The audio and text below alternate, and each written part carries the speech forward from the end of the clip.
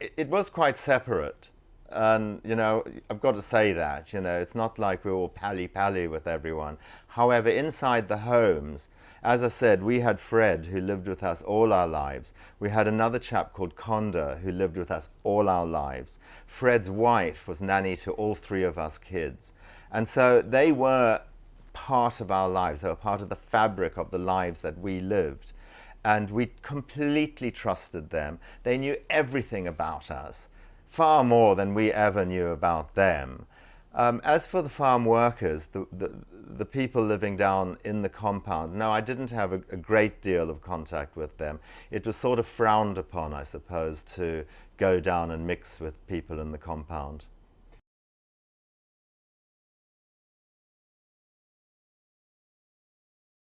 Well, Alec was the son of Fred, our cook, and he was my age. And it was quite a lonely life for a little kid. My brother and sister were shipped off to boarding school quite an early age. So when I was about 3 or 4 years old, I had no one to play with. There were other white kids in the district, but it wasn't easy to get to these people back there. Communications were quite bad. Roads were absolutely awful. So inevitably, I ended up playing at the back of the house with Alec.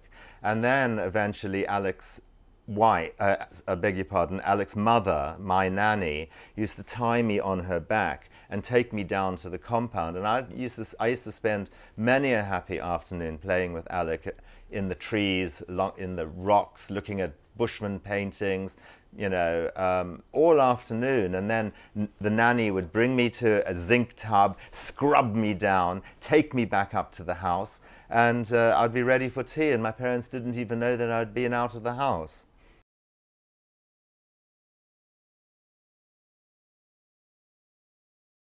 I suppose it did, yes. Alec became quite bitter.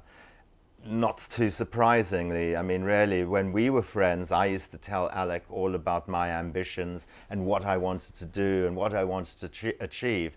And of course, Alec had exactly the same ambitions as I did.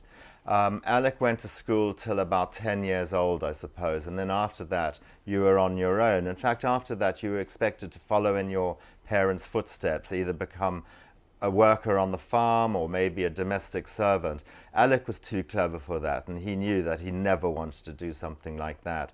So he became quite bitter, and then he joined a group of kids which are known as Mujibas, and they used to be go-betweens between the guerrillas, the insurgents during the Bush War.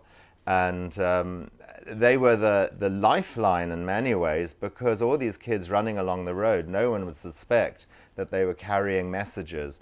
So Alec became, in many ways, a part of the enemy, if you want to call it another word. And it is quite sad. And eventually he disappeared for many years and came back only quite recently, quite mad. And he had an axe in his hand, and he chopped up one of my brother's cattle. And rather than calling the police, my brother decided to build him a house on the farm and let him live there. He wasn't popular among the other farm workers. I think they were a bit scared of him because of his slight madness, but also because of his, can I call them, delusions of grandeur.